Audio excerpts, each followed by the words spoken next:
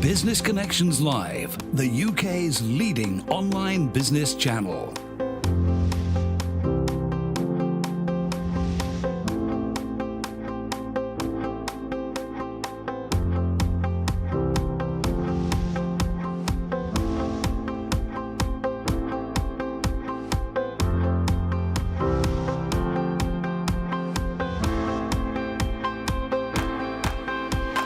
This is Business Connections Live with Steve Hyland.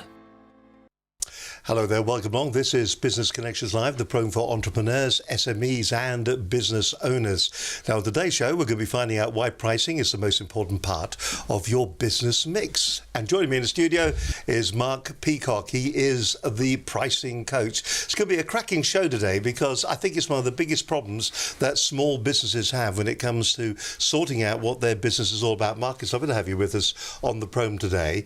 How did you get into this? I mean, what's your background? So my background is in marketing, product management, running businesses, and within that, price always played a part in my corporate career.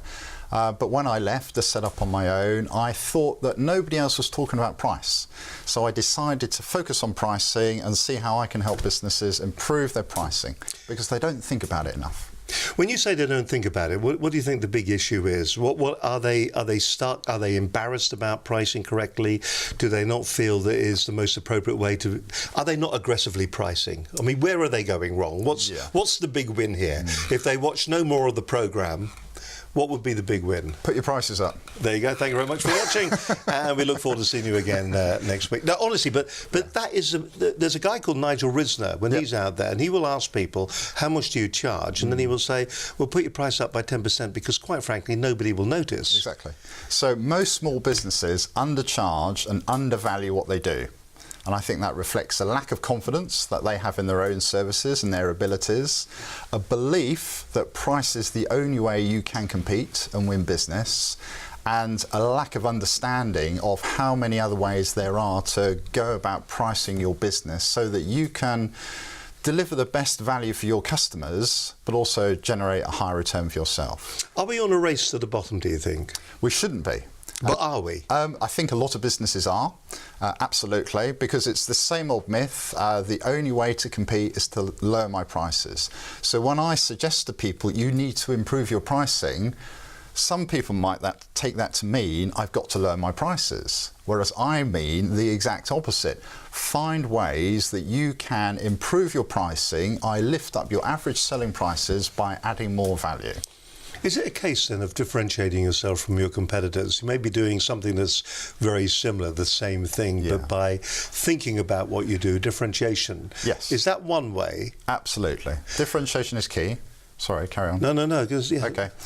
Differentiation is absolutely one of the best ways to do it. So differentiating yourself through your brand, your products, your offering, and putting a premium on that and not being shy of doing so.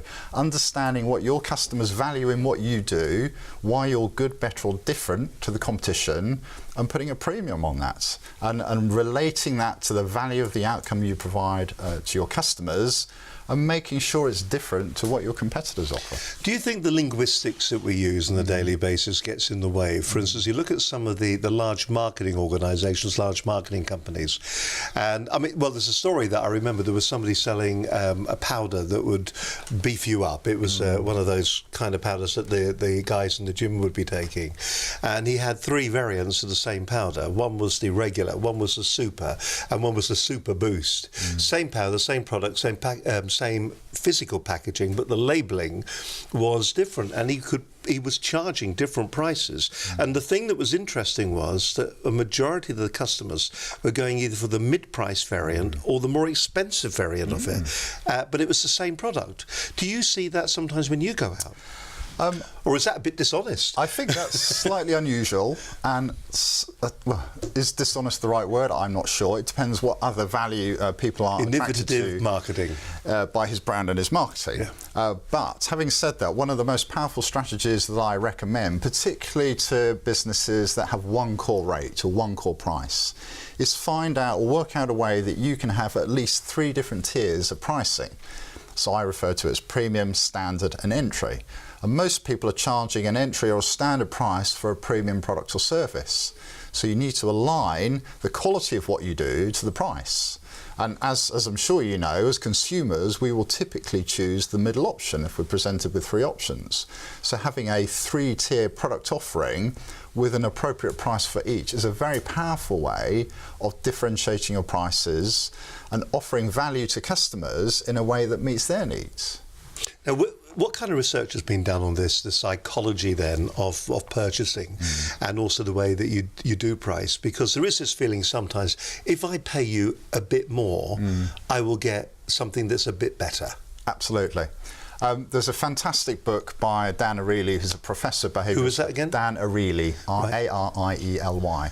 And he's a professor of behavioural studies in the US. And he gives all of these great examples about how we as humans, as consumers, make purchase decisions and how we're influenced by price. One of his classic examples is he gives a group of his students some aspirins and asks them to rate how effective they are in terms of reducing pain. And he tells one group the aspirins cost 10 cents and the other group they cost $2. And they go away and they come back, and the group that had the 10 cents aspirin, 60% said it was really effective, and the group that had the $2 aspirin, 85% said it was really effective. Now, what they didn't know was that in both cases, the aspirin was a placebo. So the only thing that was different was the price. Was the price they were told, which tells you price has a massive influence on our perception of quality. If we see something is priced high, we will believe it offers high value. And the other moral of the story is don't price yourself too cheaply, because people will think your product is poor quality. So that's the psychology of the purchase process. Yeah. What about the psychology of the actual pricing process? Does that mean then that the solopreneur, the entrepreneur, the small business owner, what they've got to do is they've got to look at what they are selling and be a little bit more imaginative in the kind of packages that they put together? Absolutely. So creativity in how you approach your pricing is really important. We get too stuck on this idea that we can only create our prices through a cost plus margin approach. So we work out our costs, we stick on a margin and we calculate the price. I mean, that's the way every single business in the world does it. But there are loads of other ways, and particularly using a bit of creativity and imagination in terms of how you price can be really powerful. And there are lots of different strategies that I recommend, that I talk about in terms of how people can frame what they do using a slightly different approach, and think about the value that you're offering to your customers. And can you give us an example of what you mean by that? Because I think a lot of people, when they look at it, there will be a lot of people today who will be watching this programme, and what they will do is they will do exactly what you said. They will work out the costs. They never really add on their own value into the costs, maybe as a day rate, but how do you value your years of expertise and experience to then add that onto your invoice plus your markup? Because really, we're in business, and let's not make any excuses about it. We're in business to make money. Absolutely. And sometimes we're nearly embarrassed by that. Yeah, exactly. So I was talking to a lady the other week who had a 20-plus year in corporate life working in project management.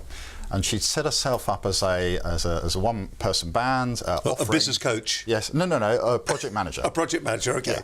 Because there are enough business coaches out there, by the way. There really are.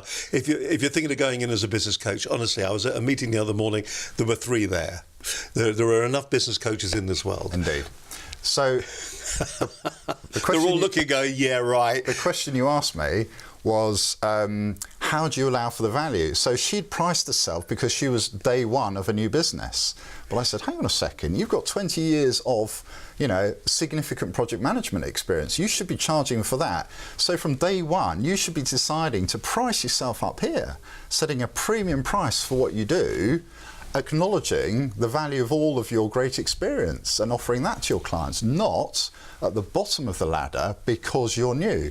And it's a mistake a lot of new businesses in particular make, I think. Is that because we don't have the confidence in ourselves and we are embarrassed to stand there and we don't see our own value? Yes, completely. So we lack confidence, we don't see the value of what we do, we don't know how to position what we do to our customers. And it's why everybody starts at the bottom and tries to work. Then they say to themselves, in a year, in 2 years, I'll lift my rates up. Start now. Why not? Why not today decide that I am going to be a premium provider of whatever it is I do? I've just got to work out a way to offer real value to my customers. I can't just make this up. I've got to be able to offer real value, and it's got to be a fair exchange of value. But I can see the solopreneur, the entrepreneur, the small business sitting there and thinking to themselves, well, actually, that's all very well saying that we're going to have a premium price. But what they're really saying to themselves, wouldn't it be better if I've actually got somebody that I can actually send an invoice to? Therefore, I've won the business, but I've won it on a price. And it is competitive out there. So is that what's holding them back, do you think? Probably, and the way to deal with that is, I come back to this tiered product offering. So you have an entry price, which allows you to satisfy your customers who are price sensitive and for whom price is the most important thing. And then you've got your mid-range price, which is the normal product offering you want to sell. And then a premium price for those customers for whom quality, luxury, service, convenience, whatever it is that you do that's more important to them than price, they are willing to pay that bit more. So you can capture value from them by charging a higher price. Now, you probably won't sell very many of those premium packages, but it doesn't matter. Its job is to position your other two products. So the job of a premium offering alongside a well-structured standard and entry price is to display the quality, the level of quality that you can do, set a price premium against it accordingly, and allow your customers to choose. The thing about this whole conversation, and we're going to get onto it, is it's not revolutionary, is it? It is, to a certain extent, common sense. It is common sense once you see it, and once you've had it explained, or you've read a book on it, or you've listened to me talk. Absolutely. What I preach, there is nothing difficult or tricky about anything that I talk about. Anybody who's in business can improve their pricing using any of the pricing strategies that I talk about. It's not something you should be afraid of. You should be looking to improve your pricing by learning about it, trying things out and seeing what works for you. My guest on today's show is Mark Peacock. He is the pricing coach. More to come from Mark in just a few moments' time, but an interesting insight. If you're sitting there at the moment, you're agonising over how you're going to position your products and then how much you're going to price them for. And there's always that underlying fear, I suppose, in everybody, where you think, if I price too high, I won't get the business. Well, maybe you don't actually want that kind of business. Wouldn't it be better to be working not quite so hard with some good clients who pay you your proper value, as opposed to going out there and piling it high and selling it cheap and being a busy fool? More, as I said, from Mark in a few moments' time on this edition of Business Connections Live.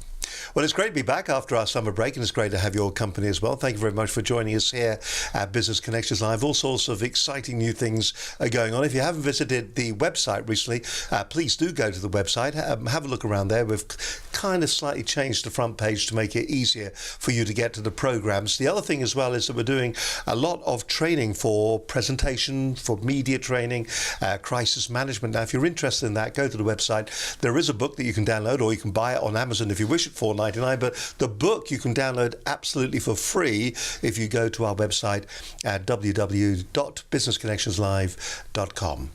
And there it is on your screen right now. So just jot that down, whistle off there. You can watch the program live there as well. And there's another 250 hours worth of programs just like this one, all waiting for you, with over 300 hours of great business content if you're trying to grow and establish your business at the moment and you just need that online coaching.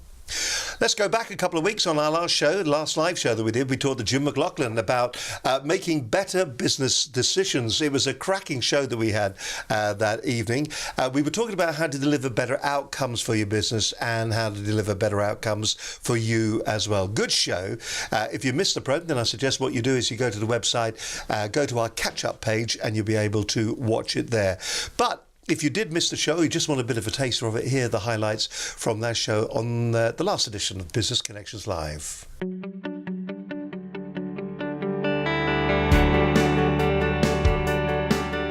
Now, on today's show, we're going to be finding out about making better decisions that deliver better outcomes for your business and also for you, because that's pretty important these days, isn't it? Joining me in the studio is an old friend of the program, Jim. I use the term old loosely, but joining me in the studio today is Jim McLaughlin. He's the group chair of Vistage worldwide. So Vistage is actually a company that was founded in 1957. So it goes back what does that make, 60 years. And it was founded by a guy who ran a business in Milwaukee and used to meet with other business leaders. So these were small and medium-sized businesses.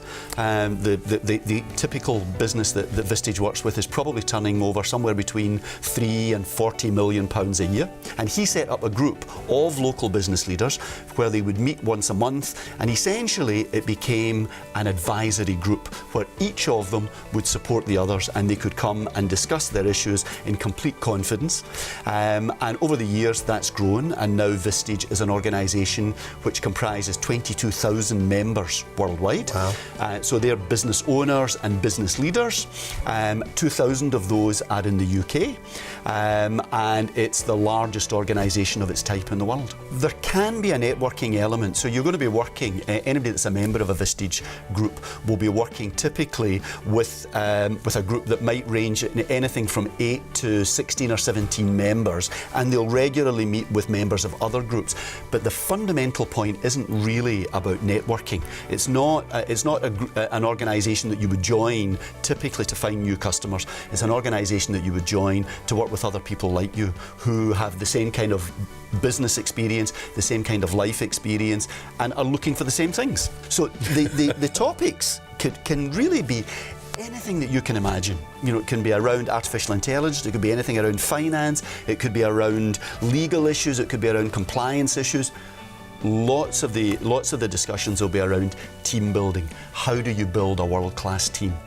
Well, my guess, Steve, is that most of us probably don't think that we are particularly good at decision making. Right. And maybe we don't have the confidence sometimes to make the decisions that we ought to make. And that's where you can get the benefit. The common theme typically for a Vistage member is that it's someone who's curious, it's someone who wants to grow their business, it's someone who wants to continue learning, it's someone who's open to discussion, it's someone who's open to saying, you know what, I don't know the answer. Everyone that works with me wants me to have the answer, and they think I should know the answer, and I think I should know the answer. But what I know is I don't know the answer.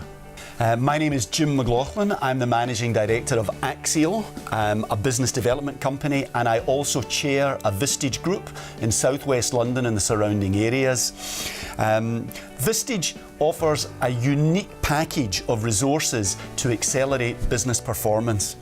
Those resources include monthly meetings with non-competitive business peers, so people who are running businesses which will not be competitive to yours. It includes one-to-one executive coaching and mentoring sessions. It includes regular access to expert speakers and interactive workshops on a broad range of topics that would cover every aspect of how a business should be run, and also many, many areas of personal skills and personal development. It also includes, as a community of 22,000 business owners and business leaders worldwide, an enormous online library of content, best practice, webinars and more. We help our members to process issues, to reach better decisions, and we do that by enabling them to talk candidly about the decisions that they face, on the opportunities and challenges that their businesses face, where fellow members will listen, ask tough questions, and then offer their advice on how they would address the same issue if they were facing it. So we're a confidential forum of experienced executives who rely on each other for wisdom, advice, and counsel. We've got direct access to some of the world's leading speakers on business topics, on leadership topics, and on personal development topics. And you can, as a member, you'll be able to listen to those people, to ask them questions, and to gain from their advice. The last thought I would leave you with is that Dun & Bradstreet research, as I mentioned earlier, has demonstrated that organisations which join Vistage grow more than twice as fast as organisations of a similar profile that are not Vistage members. If you'd like to learn any more, Steve has already told you where you can contact me. You can find me at any of those places, or on LinkedIn. If you look for me as Jim McLaughlin at Axial, that's AXIALL, you'll find my profile and you'll find a lot more about Vistage. It's a great program there with Jim McLaughlin. If you want to find out more, you can watch the entire show by simply going to the website at businessconnectionslive.com. And don't forget, if you are making decisions within your business and you want to deliver better outcomes, then do watch the entire program. Also, if you'd like to find out more details about maybe having a show just like this one, then you can always get in touch with us here at Business Connections Live. It's that easy to do that. You can drop us an email to studio@businessconnectionslive.com. Don't forget, you can also pick the phone up and give us a ring too, have a little bit of a chat. 01784 256 777 is our telephone number. Follow our stream of consciousness on Twitter at BCL Business TV. You can comment, watch the program each and every week on our Facebook page. But remember, over 300 hours of great business advice for you and any other business owner that you know if you go to our website at businessconnectionslive.com. My guest on today's show is Mark Peacock. He is the pricing coach. Let's look at some of the other areas then. Who do you think are the big influencers when it comes to what you're researching? Who are the people that have actually sort of started the whole thing moving? I mean, I've seen on some of the documentation that you sent to us, Warren Buffett was in there as well. What was he saying about this whole area? Yeah, so Warren Buffett, I'm sure all your audience know, is the world's most famous and successful investor. And what he says is that when he's looking at businesses, considering whether or not to invest in them, the single most important thing he looks for is pricing power. And what he means by that is that those businesses that spend as much time working on their pricing as they do their products, their marketing, their customer service, their delivery, whatever it is that makes them great, they are far more likely to be highly valuable in the long run. Now, you only have to look at two very topical recent examples, Apple and Amazon, now valued at over $1 trillion in terms of market capitalization. And we all know they've got great products, great customer service, great delivery. But my point is that as well, they've got great pricing strategies. And that actually is one of the keys as to why they are so financially successful and valuable. Now, it's interesting, when you look at the likes of Apple are pricing a premium product, or at least we think they are. But some people say that maybe the technology is not the best of the best. It's good, and is it style over style over substance to a certain extent with Apple? Does it matter then what the quality? Strange question is, but what the quality of the product actually is? I think it does. I think ultimately if the product quality isn't up to scratch and you're trying to offer a premium offering, you will get found out. You couldn't imagine any Apple products, unwrapping the box and taking it out and, there was a little crack in the side of the phone or whatever it is. You just couldn't envisage that happening because they put so much effort into the quality control and the value of what they do. So, but is that not? And I don't want to go down the route of examining them technically, but the thing that's interesting is that just recently they nearly are building a tribe around themselves, aren't they? They're building, they call them, don't they, Apple fanboys, don't they, and things like that. So they remove usable ports on their machines. The most recent machine actually is suffering from overheating and things like that, the most recent MacBook Pro. But the issue around that is that people will still buy it, and they will buy it in their droves because it is Apple. Yep. So where is the value there? Is the value actually in the style of the product, or is the value, what they're actually really selling, is Apple, the brand Apple? Well, the brand Apple stands for a number of things. It stands for the whole ecosystem of all of the products and services they provide, whether it's a phone, a Mac, iTunes, whatever it is, and they all work together extremely well. That's one of the key strategies behind their whole offering. Add to that the wonderful design, the ergonomics, the user layouts. They make very, very good and creative products that are really fun and easy to use for most people. And you put that together and it's a very powerful combination of things. Few other people can do that as well as they do. So I think it's all of those things together that gives them that brand power and that ability to charge a premium. Now, I've got a slide here on my laptop, the 3 key drivers of profit. Yep. Just talk us through this. Can we have a look at that? There we go, the 3 key drivers of profit. Yep. What are you talking about on this particular slide, and what should we be taking in when it comes to the way this is laid out? Yeah. So as every business should know, there are only three key drivers of profit: price, volume and cost. Price times your volume minus your costs equals your profit. Now, the question I always ask audiences is how much time do you spend thinking about each of those things in your business? And the line in the middle comes from a source from a guy who is he runs one of the world's leading pricing consultancies. And he says that typically businesses will spend 70% of their time worrying about their costs, trying to keep their costs down, 20% of their time trying to grow their volumes of customers, services, products sold, and maybe 10% of their time thinking about price. Now, if you're a very small business, I would argue that probably you'll spend more time on volume than is shown on the slide there. So those numbers in the middle are probably more appropriate to medium and large sized businesses. But that's very typical. My view is that each of those things, price, volume and cost, are all equally important for driving profitable growth. So the number in green, that's my adaptation, is the amount of time I think you should be spending on each. So you should spend an equal amount of time thinking about each of those things, which for most businesses will represent a significant increase in the amount of time they spend thinking about price.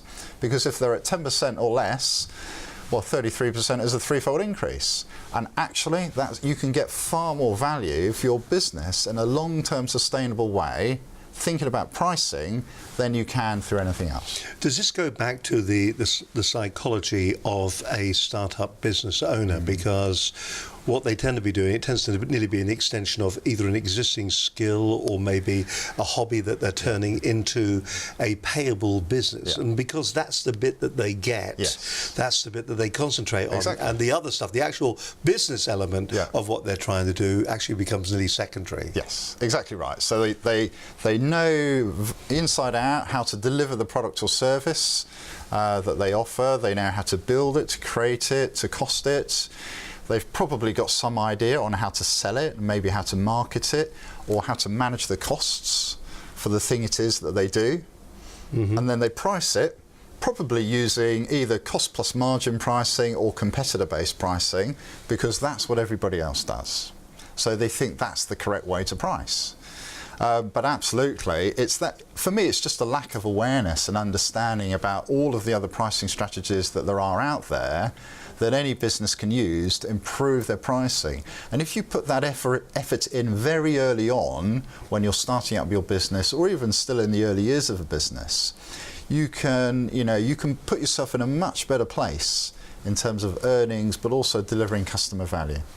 Because as we said earlier on, what you don't want to be doing is selling at a lower price, but working very hard to achieve the turnover that you're trying to look for. Yeah, exactly that. You talked earlier on a little bit about the placement and positioning the product itself. And the thing is, we go out there, we look at cars, and cars are a wonderful way. It doesn't matter whether it's a Mini or a Rolls Royce. Yeah. They both achieve the same thing, but there's so much more going on between a Mini and a Rolls Royce. Are they both made by the same people? I'm just trying to figure that out in my head at the moment. Are they both BMW deep down? I think they both are, aren't they? But the situation is that a Rolls-Royce is a very different proposition, very different price, whereas the Mini will be a more premium price, a lesser price. Yeah. So, we look at this side, the Porsche Cayenne, which is one of my favourite cars, but quite heavy on fuel apparently, and the Dodge Dart. So obviously this line must have its origins in America, but two cars that are very, very different, but both achieve the same thing. Well, on this, the example here is it's a tale of two cars and how price plays a massive part in the success of one of them. So the story is when Porsche was struggling a bit in the late 1990s, and they only had sports cars at that time, and the market for SUVs was exploding. So BMW was bringing out its X5, Audi brought out its Q7, and so on. So Porsche looked at this and they thought, well, maybe we can take a slice of this market. But this was heresy in some parts of the Porsche community because they were a sports car brand. Anyway, so they did some research on their customers and they asked them, we're thinking about producing a Porsche SUV. Would you be interested, and how much would you be willing to pay? And the answer came back, yes, we'd be very interested, and we'd be willing to pay 10% more than the equivalent car from BMW or Audi. So Porsche thought, brilliant, we're on to something, let's get going. So what they did that was really smart was they designed the product around the price. So before they lifted a spanner to start building anything, they completely designed what became the Porsche Cayenne as a concept car, and they rigorously tested every single feature and asked customers how much they'd be willing to pay for each. So out goes Porsche's famous 6-speed racing transmission, and in come large cup holders, because that's what the customers wanted. So the secret of Porsche Cayenne's success was designing the car around the price, and you put price very early in that design process, so you know early on how much your customers are willing to pay and exactly what they want. Now, I understand that the Cayenne accounts for half of Porsche's total annual profits. So you can see if they hadn't have done that, they'd have been in a far worse place than they are today. Fiat Chrysler, on the other hand, took a different approach when they tried to relaunch the Dodge Dart in the early 2000s. So the Dodge Dart is an old American classic from the 60s and the 70s, and they wanted to relaunch it for the modern day market in the compact car segment. So they gave the project to their engineering teams and said, you guys know how to build one of these, off you go, and let us know when it's ready. And when they came back, they launched it with a massive TV advertising campaign in which they proudly proclaimed, we've kicked the finance guys out, indicating money was no object.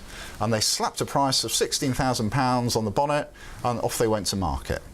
And unfortunately, it was a bit of a flop, to say the least. And in fact, it was rated the second biggest flop that year, second only to Apple's terrible mapping software when that first came out, if you can remember that. And the reason is they didn't ask customers in advance, this is what we're thinking of building, this is how much, this is, what do you think it's going to, what's it worth to you? How much do you value this kind of product? So they want a complete non-starter. And this is the key to success. When you're thinking about building a business, creating a new product or a service, have that conversation as early as possible in the design cycle.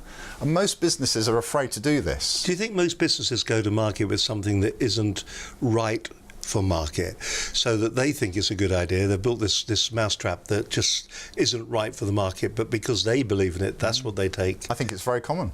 And I think they think it's a good idea. They think the product is great, the marketing's great, but the price is the last bit of the puzzle that they think about, because there's this view that you can't know what the price is until you know what the unit cost is, and you can't know what the unit cost is until you've built it.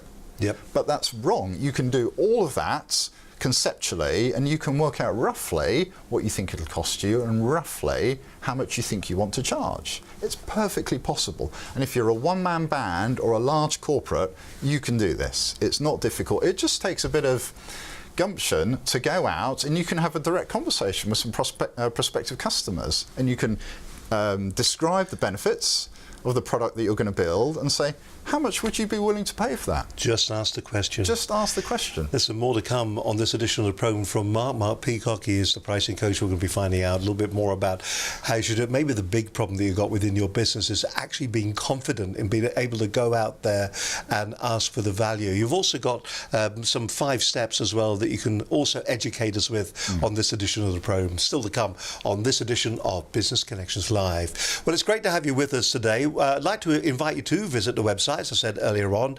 If you go along to the website, if you're looking to do training at the moment, particularly media training, just have a look at the screen that I've got here in front of me on my old computer. You can have a look at this. Now, you can find out about the media training courses that we arrange and we run here at Business Connections Live. But if you wish, you can download this free book, How to Handle the Media. It's a short booklet. You'll read it very quickly. It's a handy tool to actually have with you if you're going maybe to face the media. And let's face it, these days, more and more of us are going along. There are radio interviews out there, commercial radio and local BBC radio, the TV cameras, particularly if you're in crisis management as well, for that matter, and if you're turning up in front of a TV station. And really, you've now got an opportunity to promote your brand as well as brand protection, because at the end of the day, you are the bastion of your brand, and that one mistake, that one thing that you say could actually put your whole brand in a dreadful situation. We've heard of companies that have found themselves in the public eye, share prices have plummeted due to something that unforeseen happening in a public place. And what do we do after that? Where do we go after that? How do you recapture the public's imagination?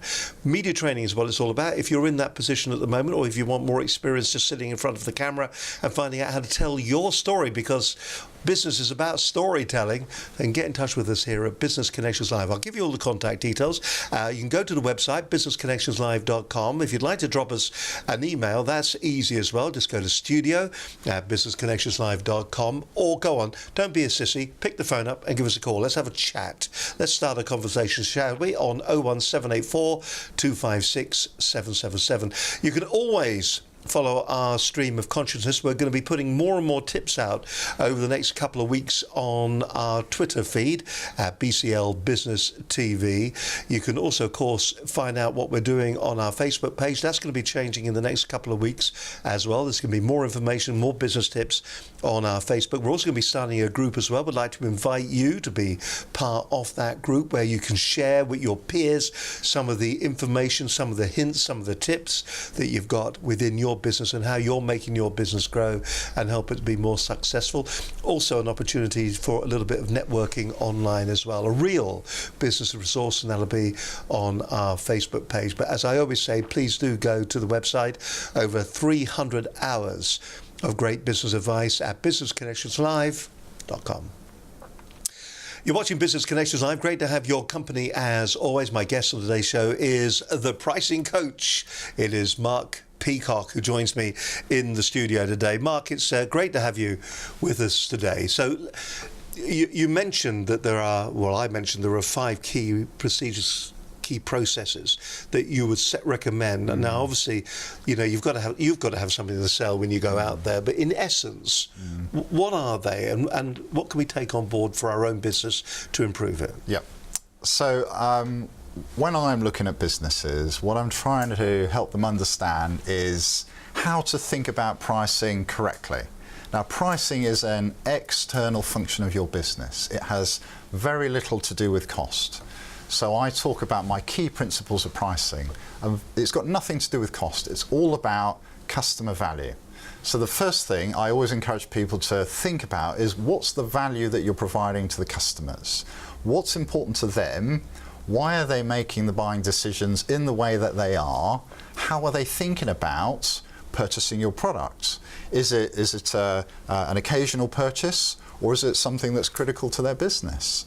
Understanding that is the first step. And it sounds common sense when you say it, and it is. It's just using that understanding of thinking about how your customers make buying decisions as the start point. What reaction do you get when you put forward what is fundamentally a very, very straightforward piece of positioning? What reaction do you get from your clients when you tell them? Is there a moment of realization where they go, yeah, you're dead right, really should be doing that? Or do they take it on board and then do nothing with the information? Probably a bit of both, if we're honest. I think most people will recognise that, it does make sense what that principle, teaches. Most people, I think, acknowledge it's the right thing to do and probably realise they don't spend enough time thinking about it. So if they do take an action, it's to spend more time thinking about it, talking to their customers, understanding what's important to them, maybe doing some market research, whatever it is that you need to do to help you get closer to understanding that buying process that your clients or customers will have. And that's whether you're a sole trader or a large corporate. It's always important. When it comes to the whole pricing thing, have you seen it where it can go astray, where they take on what you're saying and then don't really service the market that they're talking about, maybe price too high? Have you seen that happen? Yes, I have. I've seen it where somebody's heard me speak or read something that I've written and tried to emulate it. And because they haven't been fully aware of all of the detail that I would, put over to them, they've kind of guessed at it a bit. Then they've reacted and said, "Well, that didn't work." We tried that didn't work. We so tried it, here, it didn't yeah. work. I put my prices up, and my customers left, or whatever the situation is. So for me, a good pricing strategy needs to be well thought through. It's not something you can do quickly, but you should do it a lot of the time. You should be thinking about your pricing daily, weekly, monthly. It's not something you do once a year when you set your budget. Or when you increase your prices because of inflation. It's a core part of your business. It's what your customers are buying from you. It's the value that they attach to your product and service. We've talked a lot about here's my product, here's my service, here's the price.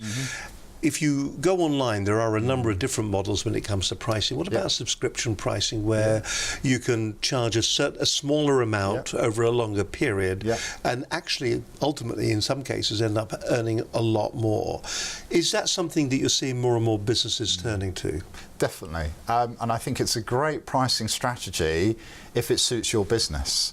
So we need to be certain that what you're offering, your customers want to pay for on a regular basis. And whether that's because it's spreading the cost over a period for them, or that because your service, the service that you provide means you're there on a 7-day-a-week basis or whatever it is. And actually, a subscription model is fantastic, and it's more and more popular these days. Do you think it's only suitable, though, for electronic products, training, things like that? Or can that be used for even service industries? Maybe we joked earlier on about business coaches, but as a business coach, you can elongate the time that you're involved with your client. Lots of coaching, training, consultancy type services could easily work using a subscription pricing model, I think. It takes a little bit of creativity and a bit of thinking in terms of how you structure the proposition, and it's got to meet a need, and it's customers have got to look at that and think, oh, that looks like a good deal. But subscription pricing is very powerful. We're seeing it a lot, and increasingly, particularly the younger generations, are embracing it, whether it's paying for a music service or whatever it is, an online service of some sort. So, if you're in a slightly more traditional business, have a think about how you can use a subscription pricing model in your business to get a regular recurring stream of income, but provide a better service as well to your customers. We've talked about analysing and looking at the pricing that we've got and what we're doing with it and how we've got the 3 options. We talked about that. We've talked about, having that confidence to go out there and present our pricing. Ultimately, though, we're getting away from where you start when it comes to establishing what the price is and what the real value is. You said that really ideally companies should be taking a third of their time thinking about stock, volume, but a third of the time thinking about what their pricing is. When it comes to designing the product, do we design our product around the price, or do we set a price and then design our product around it? I mean, what's the process there? I think the best way is a bit of both. I think for most people, if you say design the product around the price, that sounds counterintuitive. Because we've got a diagram here, haven't we? We'll just have a quick gander at this here. So smart companies design the product around price. I mean, what the old paradigm, I mean, what do you mean by on that particular slide? So for the old paradigm, so this is the Dodge Dart example. So in the middle, we thought up of a new product. We're going to create a Dodge Dart. Then we design it, we build it, we put a price on it, and then we take it to market. And that's the typical cycle that most people go through, most businesses go through when they're building a product. They think of a product, they design it, they build it, they put a price on it, and they take it to market. But if you've got the price wrong, all of that previous effort is wasted. So the new paradigm says, think about price or value is what I really mean when I say this. But be realistic, be focused, be objective when you're coming up at that price. Understand what your customers want and are willing to pay for is the question. Willing to pay is a key phrase. But how do you know that? I mean, is this the bit where it starts to go a bit fuzzy? No. So you need to come up with some possible ideas around your proposed product, your proposed service, and you need to talk to potential customers Once again, early on, Say, this is what we're thinking of building or producing or offering. How much are you willing to pay? Now, there's 4 key questions you need to ask when you want to test price parameters. The first question is, what's an appropriate price to pay for the service and why? The second question is, what's an expensive price to pay for the service and why? The third question is, what's a prohibitively expensive price to pay? So is the second one a lie then? A why? No. And the fourth one is, what's a cheap price to pay for the service and why? Now, from one customer... that gives you four parameters. So you got would never buy it. Exactly. And then in the middle... Yeah. So where would you position yourself here? Exactly. So you've got 4 price points now from one customer. And if you collect, it doesn't need to be many, a couple dozen, say, you'll have a really good understanding on a fairly informal basis of the likely willingness to pay from your target market for the product or service that you've described to them. Now, you can make sure that the product offering is constructed to fit the ideal price position that you want to occupy. And then you build it from there. So very early, you've now understood how much your customers are willing to pay for the thing you're thinking of selling, and you build it in line with that, rather than thinking, this is what I think my customers want, go out and build it, take it to market. The very last minute before you walk out the door, you think, oh, how much am I charging? Cost plus margin, competitor based, look at the rest of the market. But so that's what the graphic on the right is about. So you put price at the centre of your design thinking. Think about price as early as possible in your design process, and it will give you much greater certainty that you're creating something that customers actually want to buy. Are we in a position, are businesses in a position to actually apply that kind of, to actually start at that point with price, particularly with service and things and services that they're offering like that? Do they allow themselves the opportunity to be able to price that way and to develop their pricing structure around that new design? They could do. I don't think people do it because I don't think people are aware of that concept. But there's absolutely no reason any business couldn't apply that approach. What resistance do you get when you suggest that to customers? Do they just think it's good common sense, or do they go, yeah, but? The resistance that I get is a reluctance to have that price conversation early on with your potential customers, and whether that's shyness, lack of confidence, or don't know how to do it. That's where we get stuck. But as I've hopefully tried to explain, you can just have an informal conversation. Now, don't pitch it as the price conversation. Pitch it as, here's a new offering that I'm thinking of creating, building. I'd really like your feedback on it. And within that, I'm going to ask you about value. Because if you ask about price straight away, immediately the other person is on the back foot. They'll think it's a negotiation and they'll lowball you. Yep. So you don't want to do that. But position it as, this is a piece of research that I'm doing. I'd really like your feedback. So you describe all the features and the benefits, and you get their feedback on that first. And then you ask the 4 questions on price that I've just explained. And within that, so they understand the offering, the proposition, the benefits to them, and then you have the price conversation. You're watching Business Connections Live. Great to have your company. As always, my guest today is Mark Peacock. He is the pricing coach. It seems so straightforward, doesn't it? When you're talking about pricing, you charge a price, and the price is, as we always say, you come up with your price and 30% whatever you're going to add on if you're selling a particular product. If you're selling a service, you're probably hunting for a day rate out there. I mean, you were telling me as well about a very interesting way that you actually price the services that you do. We won't go into that now, but the thing that's interesting is that it was a different way of achieving the same result. And I suppose if you do the same thing each and every day, you're going to get the same result. Do something different, there's something different is going to be the outcome from it. And I think that's what's interesting about this. If you are you deliberately sabotaging your business? Are you holding yourself back by not actually re-looking at your pricing strategy in a clever way, or a more innovative way, or are you just sitting there and just doing what everybody else is doing, and because everybody else is doing it, that's what you're going to do? You could, and also it is this fear thing. It is. just go back, but it is the fear. It's Absolutely. there's a lovely story I know of a speaker. He's a premium speaker. He normally charges £2,500–3,000 to go out and do a 40-minute keynote for businesses.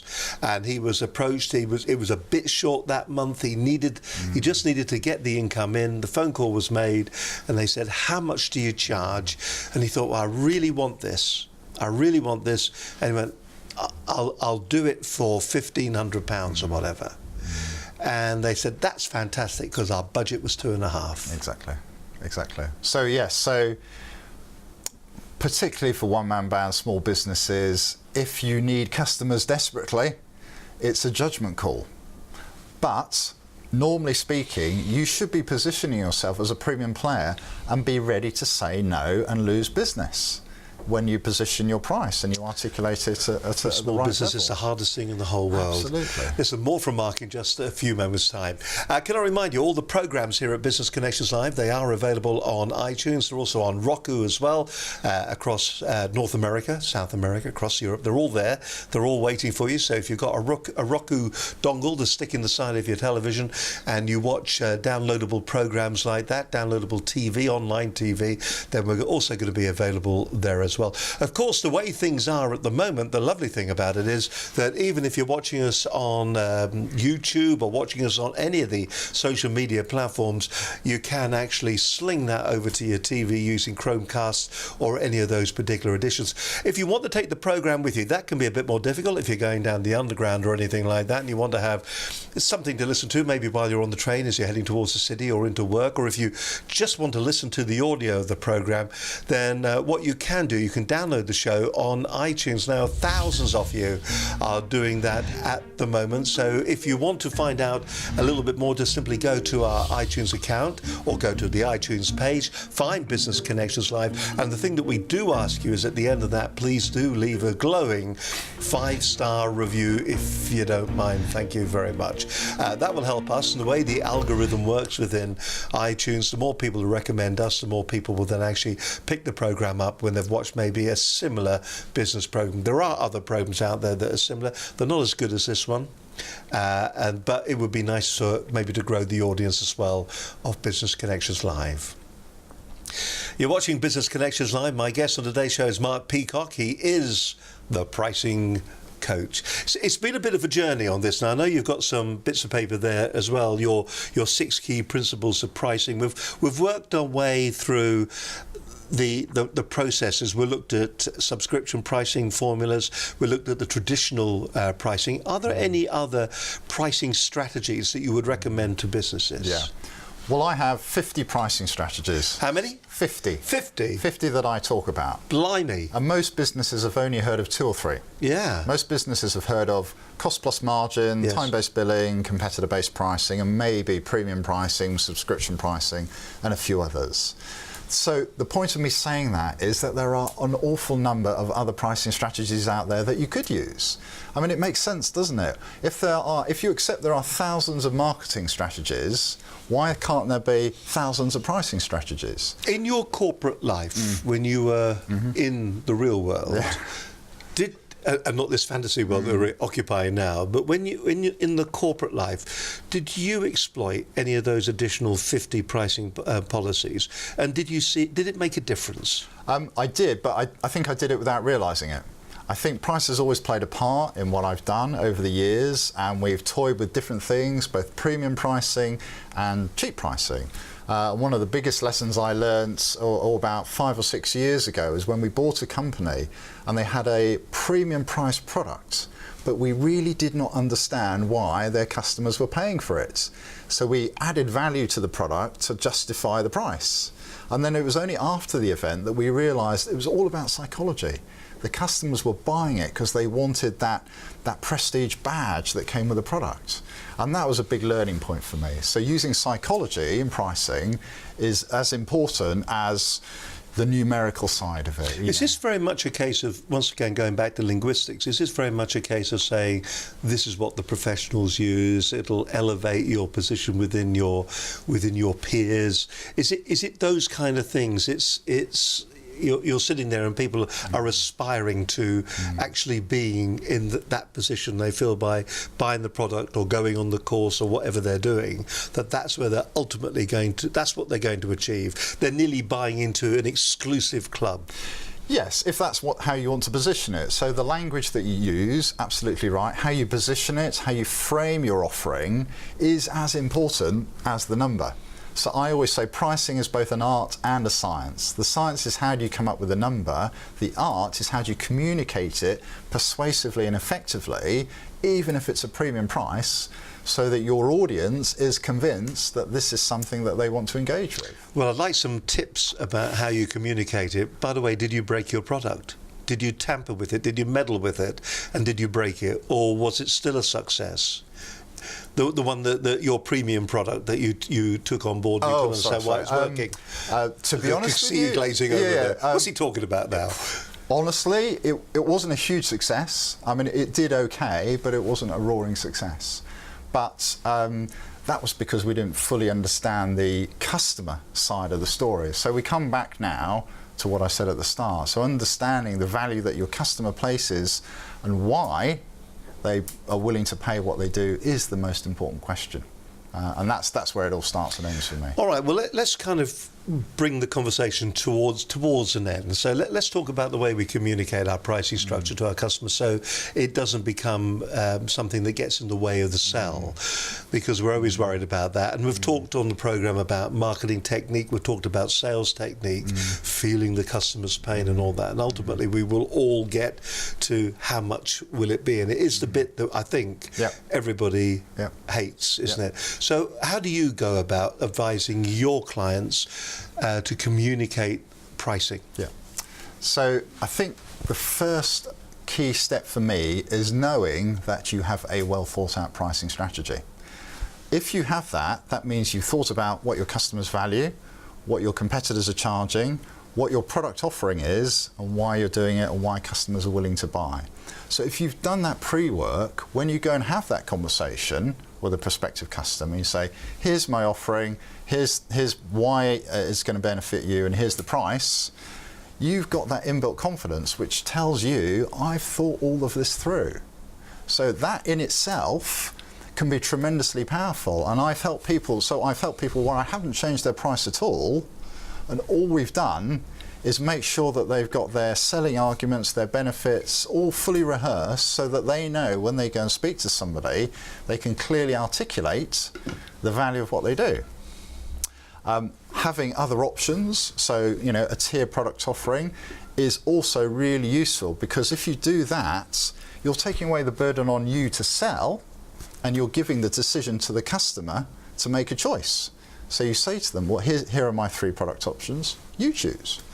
Clearly differentiated in terms of the price, the product offering, and the value that you get out of it. And there is actually one example, I will find that on here. It is that, effectively, price anchors, is it? Is that what we're talking about in a way? No, it's a further on slide. Further on? Yeah, keep going. Going the right way? Keep going, that one. That one? Yeah. That one there. Let's just have a quick look at this slide. Yeah. There's loads of slides here, but this is interesting. So market segment and product tiers. Yeah, so very quickly, every single market, so looking at the left-hand side of the slide, every single market will have 3 levels of customer willingness to pay: high, medium, low.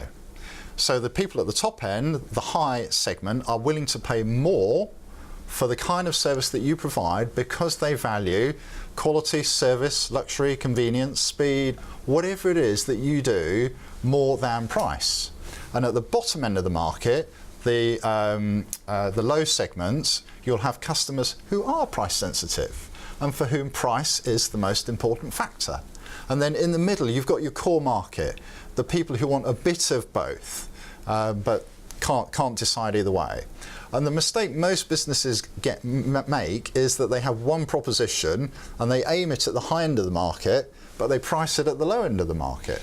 So for me, what I try, and this is my most powerful strategy, what I say to them is, if you have 3 product offerings, premium, standard and entry, I mean that's my language, but you need to turn it into something suitable for your business, straight away that gives you the opportunity to capture value at the top from those customers who are willing to pay more.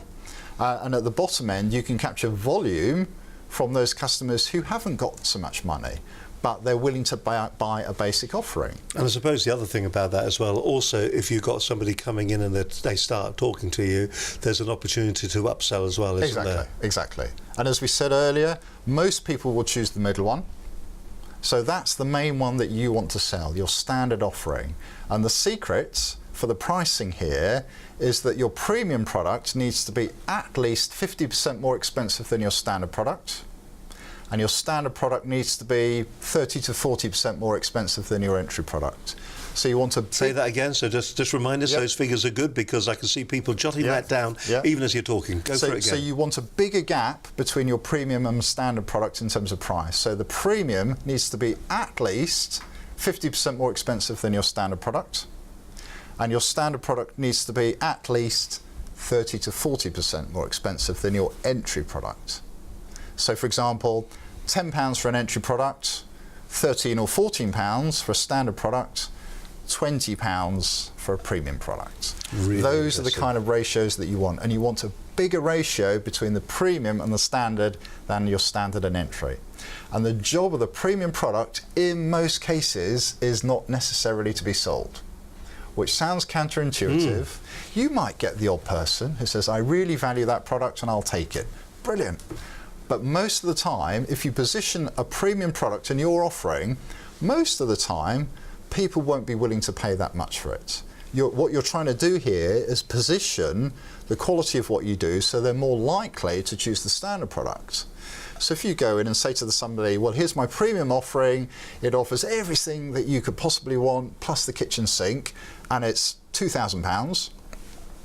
And they go, oh, that's great, but it's just too expensive. And they say, well, that's fine. Option B, my standard product, it still does the core things that you need, but it doesn't include the kitchen sink, and it's only 1,300 quid. So now two things have happened in the mind of the customer. Firstly, they're very impressed at the level of quality that you can provide, because they're judging that using the premium product. And secondly, if they choose to, they know that they can take the standard offering and think that they've got a great deal in comparison. So it's a really smart way of using an understanding of how psychology works in buying decisions. There you go. That's one of the 50 different strategies that Mark could actually introduce you to. Hope you found today's program absolutely fascinating. I know I have today, and I've been taking mental notes, and I shall watch the program again. Don't forget, you can watch the program again on YouTube. You can also watch it on Facebook or any of the other channels. Before you walk out the door, we always invite our guests to look straight down that camera over there and to give us the key takeaways from today's program. It really has been a real insight into pricing. There's been a number of things that I haven't thought about when it comes to pricing. A lot of people just think single price, stick it out there, see what happens. Yep. But the whole strategy, the three prices, premium products and entry-level products, I think it's a different way of doing things. If you want to find out, you will, of course, give us your website. His website is available on our program page. You've got program notes there as well if you want to get Mark's details, if you want to follow him. Also, if you just go to Business Connections Live, but if you want to follow him on LinkedIn, Facebook or wherever, or if you want to meet up with him, there's also a way that you can invite Mark to come to your business and give you, is it a free consultation initially, or is it a paid for hour or what? No, I do free initial consultation. I can do a short talk. I can help you understand anything that you want to know about improving your pricing, and then if you're interested, we can take it from there. Okay, so straight down the lens is what we're asking you for. So straight down, say who you are and where you're from, Mark, and the key takeaways that we need to remember from today's programme. Thank you, Steve. So yeah, I'm Mark Peacock and I'm the pricing coach. What I've tried to explain to you today is that pricing doesn't have to be difficult or scary. There are loads of different ways that you can think about how you price your business and your products and your services. As Warren Buffett says, pricing is the most important part of your business in terms of adding value and creating higher earnings for you. I have 50 different pricing strategies that I use. You can see that there are plenty of different ways that you could price your business and your services. And then finally, I would say if you put price at the centre of your business planning and your design thinking, it will put you in a much stronger position for delivering better value for your customers and improving your profits. So if you want to know more, please go to my website, which is markpeacock.co.uk. And also on there, I'm offering a free pricing diagnostic self-assessment. So there's a form you can download and work out for yourself how good your pricing is. So please feel free to contact me via my website, and I look forward to talking to you further soon. Thank you. It's been a wonderful insight. I hope you've enjoyed today's program. I have learned so much today, and don't forget, do get in touch now. Free, easy for you to say, free diagnostic self-assessment. Yeah, self-assessment. Free diagnostic self-assessment is available as well from Mark. I hope you found today's program interesting. I found it absolutely fascinating. And my thanks today to Mark Peacock. He is the pricing coach. Well, coming up on future programs, we've got some good shows lined up for you. Claire Bromby's going to be joining us, launching and growing a food business. So what's that all about? And it isn't just about growing and launching a food business we're talking about. It's the trials and tribulations of actually product placement, finding a product, pricing, marketing, sales. How do you go about doing that? It can be applied to any particular business, be it small or large. We've got Timothy Cooper in the future as well. He's a business development director at the AA.